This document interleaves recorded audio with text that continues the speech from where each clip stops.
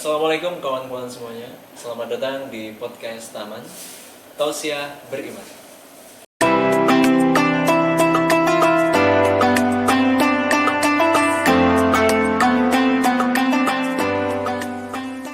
Assalamualaikum warahmatullahi wabarakatuh. Kembali lagi bersama kami BEM Unisnu Jepara. Dan alhamdulillah di siang kali ini kita sudah kedatangan tamu. Beliau Bapak Abdul Wahab MSI. Beliau adalah Dekan Fakultas Dakwah dan Komunikasi di Unisnu Jepara. Selamat datang Pak. Iya, selamat datang Mas Ulin. Alhamdulillah. Pripun sehat Pak nggih? Alhamdulillah. Sehat sebagaimana biasanya. Sehat, kuat, aman, terkendali. Oke. Ya. Untuk beberapa belakangan ini sibuk tenggrio atau bagaimana kesibukan? Ya di kampus dong. Di kampus ya? Iya, maksudnya itu kan kita masih hybrid ya kampusnya. Jadi masih daring luring. Tetapi untuk yang ada di struktural memang diharuskan setiap hari selama sehat itu memang harus ke kampus. Harus ke kampus. Ya, harus ke kampus. Alhamdulillah, tapi selama ini masih sehat-sehat Bang ya? Alhamdulillah. Kalau misalnya jam kerja ya di kampus, tapi yang lain nanti ngabdi di kampung. Kampus kampung. Iya, alhamdulillah. Iya. Niki kemarin kita sudah meng-share beberapa nge-share sebuah pertanyaan ke teman-teman mahasiswa Pak. Jadi kita meluangkan mahasiswa itu untuk bertanya tentang, kita kan kemarin sudah membuat sebuah kuesioner tentang puasa, apa sih yang masih dibingungkan oleh teman-teman ketika pas puasa itu, problemnya apa lah gitu. Lah setelah itu ada beberapa pertanyaan yang kami saring dan nantinya kami akan tanyakan kepada Bapak. Iya, berarti konteksnya fikih ini ya. Oke deh, nggak apa-apa, yang penting bermanfaat aja untuk karena kan ya. Jarak dekat ini kan kita mau masuk ke Ramadan, ke puasa gitu. Semoga untuk pertanyaan pertama Pak nih Pak, mengingat tahun-tahun ini kan kita terdampak COVID-19 Pak, sudah hampir 2 tahun lamanya. Iya. Kita dan setelah itu pemerintah itu menerapkan vaksin, dan vaksin kan nggak jauh dari suntik gitu Pak G. Yang teman-teman tanyakan itu bagaimana sih Pak hukumnya ketika seseorang masih puasa itu melakukan vaksin itu Pak. Oke, bismillahirrahmanirrahim. Terima kasih Mas Ulin dan selamat bergabung untuk kawan-kawan semua.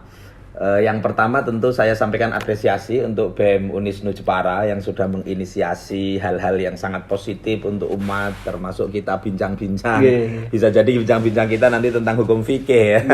Iya. Kemudian yang kedua, saya juga menyampaikan selamat nanti menunaikan aktivitas ibadah puasa Ramadan. Mudah-mudahan ya nanti bisa lancar, baik, kemudian hasilnya sebagaimana yang dimotivasi oleh Al-Quran, yaitu la'allakum tattaqun, itulah ya. Bisa membentuk pribadi-pribadi yang memiliki kekuatan takut, kekuatan takwa kepada Allah Subhanahu wa taala. Baik, terima kasih Mas Ulin. Jadi begini, tadi pertanyaannya bagaimana sih Pak hukumnya kalau misalnya pas kita berpuasa kemudian kita divaksin gitu ya. Tapi vaksinnya suntik loh ya. Vaksinnya suntik. Artinya apa? Kalau vaksinnya itu harus ditetes ke mulut dan harus ditelan, batal dong. Kan begitu. Tapi kalau vaksinnya itu suntik, apalagi suntik di lengan kiri atau lengan kanan, itu begini, dalam konteks fikih yang membatalkan puasa itu salah satunya adalah masuknya sesuatu ke dalam jauf atau dukhulu syai'in fil jauf awir ras. Jadi masuknya sesuatu ke dalam jauf maupun ke dalam kepala. Yang disebut jauf itu bahasa para ulama fikih ya. Itu misalnya Ibnu Hajar Al-Haytami menyampaikan bahwa yang namanya jauf itu adalah manfadh al-maftuh. Jadi rongga atau lubang tertentu yang memang terbuka dan secara alamiah terbuka. Misalnya mulut, hidung, telinga, kemudian dua jalan itu, jalan yang di sana itu, lewat jalan depan belakang itu namanya manfadh maftuh. Artinya rongga yang memang secara alamiah terbuka. Kalau itu dimasuki sesuatu, itu berarti sampai jauh, nanti sampai dalam, itu berarti membatalkan puasa. Tetapi kalau tidak dalam kategori jauh, tidak kategori manfaat yang maftuh, tidak kategori terbuka secara alamiah, misalnya hanya pori-pori seperti suntik di lengan, itu bukan sebagaimana memasukkan sesuatu ke hidung atau ke mulut. Sehingga kesimpulannya dalam konteks ini, vaksin itu tidak membatalkan puasa selama memang disuntikkan ke lengan misalnya. Tetapi kalau misalnya itu ditetes atau disemprotkan ke mulut kemudian diminta untuk menelan, ya batal. Ya begitu ya kira-kira. Jadi kesimpulannya suntik vaksin di lengan itu tidak membatalkan puasa dalam konteks analisis hukum fikihnya Syafi'iyah. Begitu Mas Ulin. Alhamdulillah. Jadi teman-teman perlu dipahami ya. Jadi suntik vaksin ketika kita berpuasa itu tidak membatalkan puasa gitu. Dalam konteks suntik ya, bukan yang semprot atau suruh menelan gitu Pak ya. Iya. Kalau suruh menelan tetap batal dong.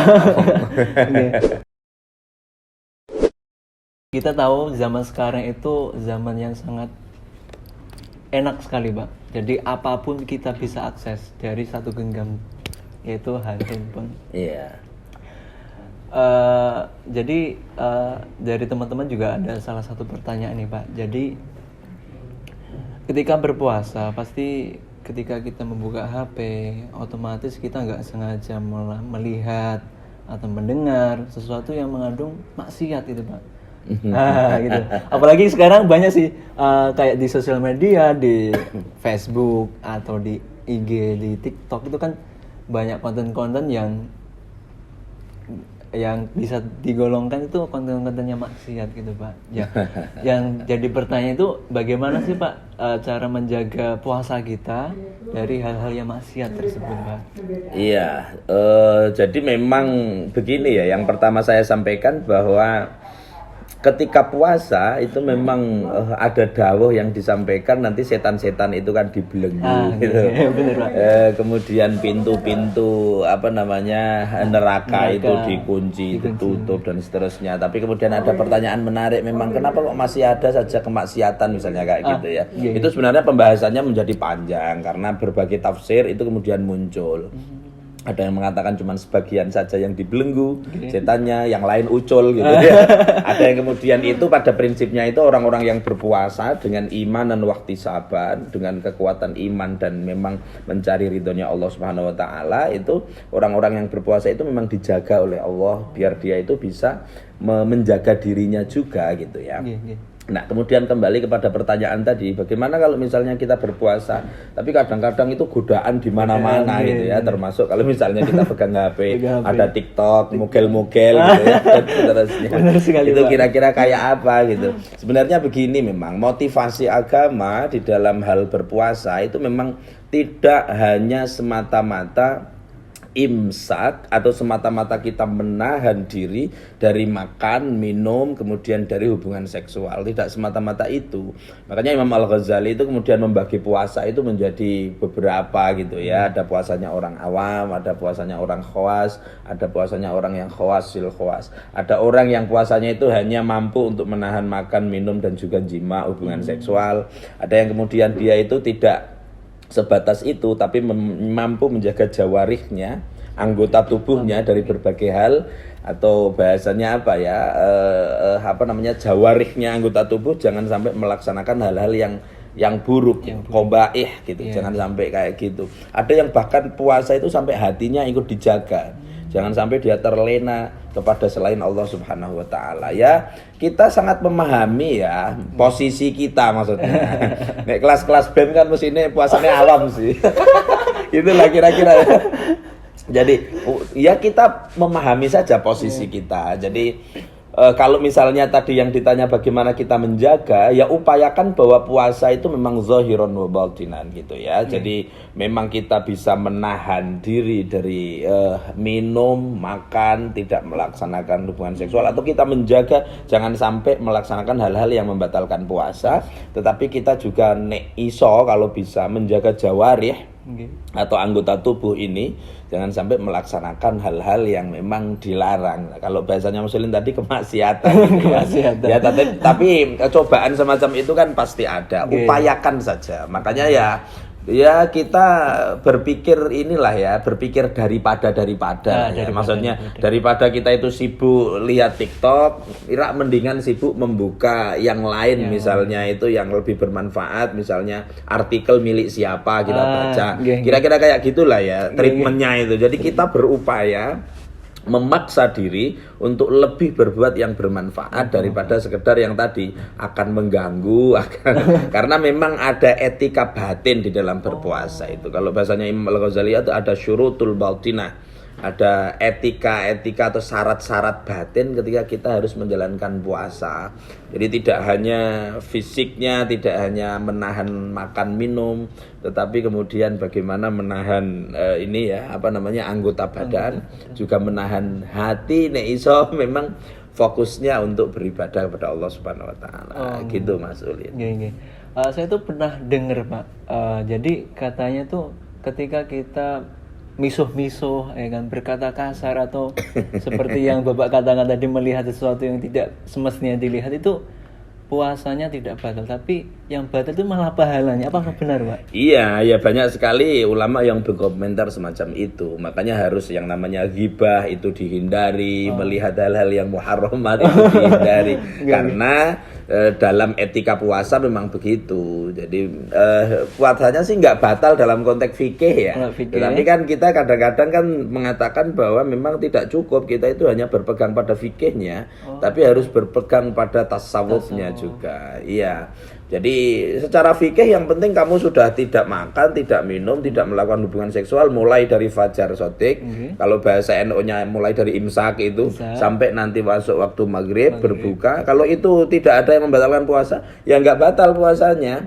Tetapi kalau misalnya meskipun puasanya nggak batal secara fikih, tapi sehari-hari itu misalnya tiktokan, misalnya kayak gitu, delok sing mogel-mogel, atau misalnya sehari marah-marah terus, itu puasanya secara fikih nggak batal. Tapi pahala puasa itu akan terus berkurang karena dianggap posomu kita fisik tok deh. Posomu kita gitulah kira-kira ya. Jadi gambarannya memang kayak gitu. Ya banyak sekali referensi yang memang bisa kita ambil terkait dengan itu. Terkait dengan bagaimana kita harus tarkul ghibah atau mujanabatul ghibah bahasanya Imam Al-Ghazali. Kemudian kita itu harus menjaga jawareh ini, jangan sampai melakukan qabaih itu ya. Itu di dalam rosailnya Imam Al-Ghazali itu juga banyak disebutkan gitu Mas Ulin. Terima kasih Pak. Jadi teman-teman semuanya perlu di garis bawah ya. Jadi emang seperti itu. Jadi ketika kita puasa jangan sampai melihat atau melakukan sesuatu yang dilarang oleh agama. Jadi biar puasa kita selalu diberkahi oleh Allah gitu. Mungkin cukup sekian ini season pertama. Untuk season kedua mungkin akan dilanjut nanti di postingan selanjutnya gitu. Terima kasih. Assalamualaikum warahmatullahi wabarakatuh. Assalamualaikum warahmatullahi wabarakatuh. Waalaikumsalam.